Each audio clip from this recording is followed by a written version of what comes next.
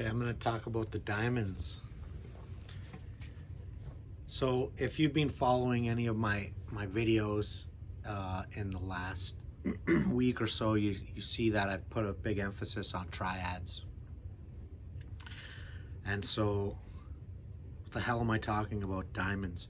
I thought hard about how can I bring this idea to you guys.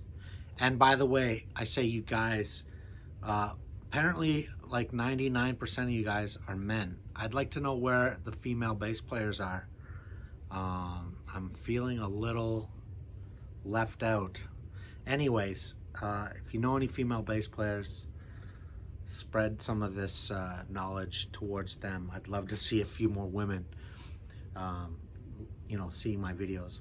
Anyways, let's get back to triads here. Triads are like, it's like the big three. I always think of like, you know, the big three, like big three tones. Like triads are these like pyramid shapes, you know? Like that's how I see them, as these just like monolithic, like they're gigantic sounding. And I love them. I love them. To me, they are like the foundation of most of the work I do. And oddly enough, I find myself just less and less playing like sevenths for some reason. I don't know if it's a style thing or what, but anyways, I just find there's like, you can kind of do everything like with triads. The problem, okay, here's the problem with triads. And I'm going to talk just specifically, I should focus this on just the major and minor triad. Here's the problem with the major and minor triad, is that everything is like right inside. It's all there. Okay, like there's no, it's all like very supportive, and it's very like homogeneous in that regard. Okay, same, you know, all of these tones will just work so well, you know, the root being sort of the most consonant sounding, but the third and the five, they're just like so inside, they're so supportive. And so this becomes its kind of weakness, in my opinion, as a bass player, because, you know, you need something in there to kind of like spice it up a little bit, to kind of create a little bit of tension in that otherwise ultra supportive like set of tones. Okay, same for the minor. So what I want to show you guys, what I alluded to right at the outset here, is this idea of like, you know, if triads are the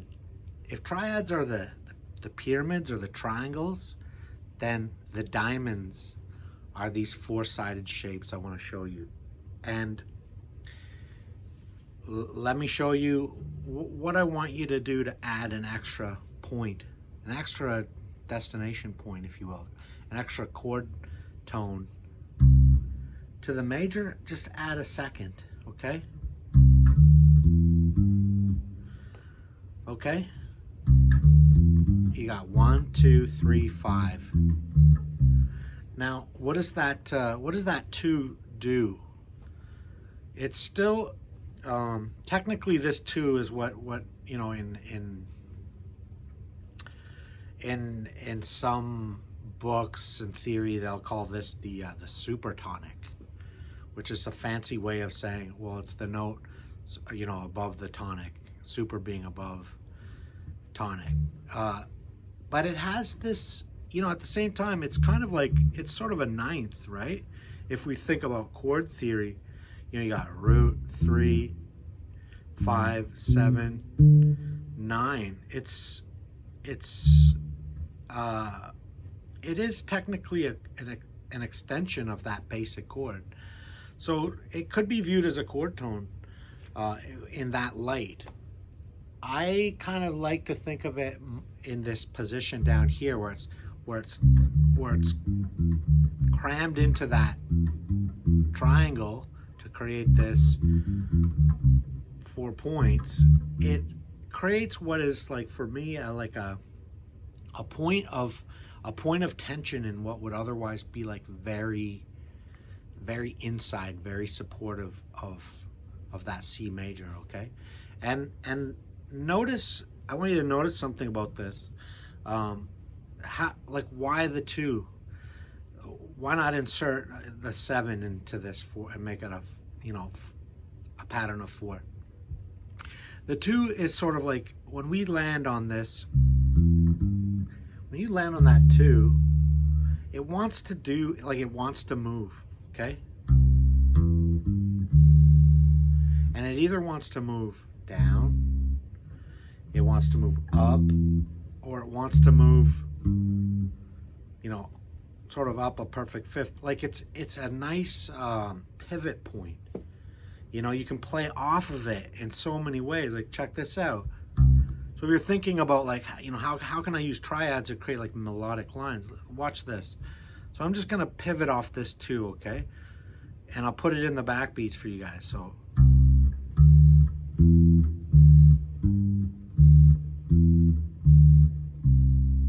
we get this melodic kind of feel. I'm just using a triad and pivoting off of that 2. And that 2 kind of creates this, like, this lift, this bit of tension, right? It wants to go down. It wants to go to those spots.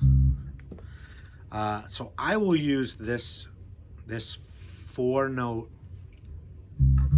triad, if you will. It's really this, what I'm playing right here is what they would call a C triad, add 2. We're adding the 2nd in, okay? Versus a C9, which would be a C add 9 would be 1, 3, 5 up here, right? We're pushing it right into the, we're cramming it in low. And you could, I would challenge you guys to try, you know, like, take some, noodle around with some ideas. See how many ways you can come up with interesting ways of, like, bouncing around off that 2. I think you'll hear some, like, really, like, beautiful stuff, okay?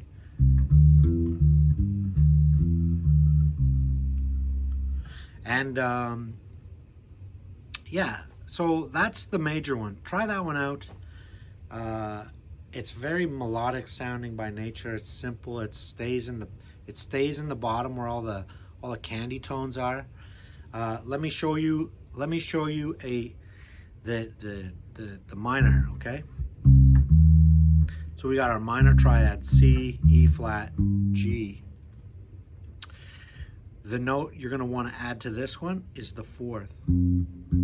And for the same, more or less for the same reasons, it kind of acts as a point of a departure point between those very inside sounding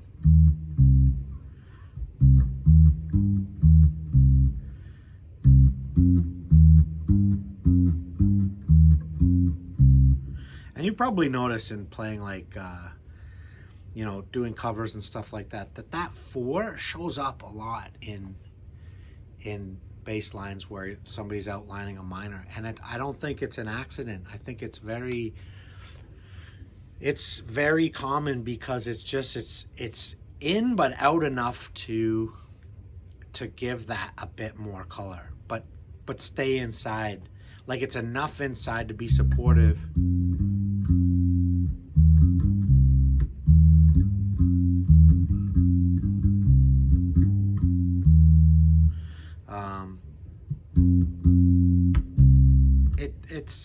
It's a nice lift. It does a lot. It functions very much the same way as the 2 did in the major example. You know, so you can kind of, like, land on it to, like, create a sense of like a temporary sense of departure from, you know, just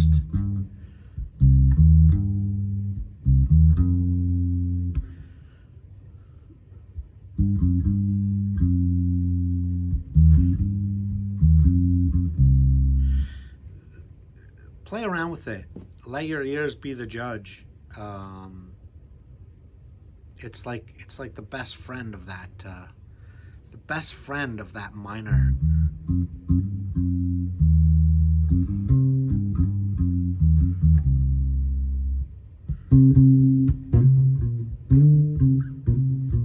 I'm sure you've seen 1,000 bass licks that use that 4, you know, like, how many times have you seen that lick? You